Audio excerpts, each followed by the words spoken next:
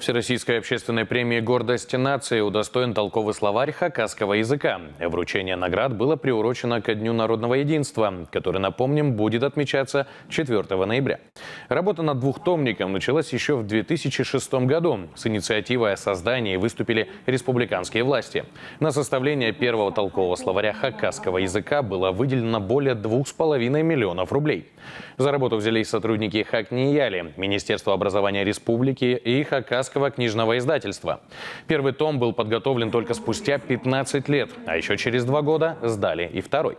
В издание вошло 12 с лишним тысяч хакасских слов, включая устаревшие и диалектные.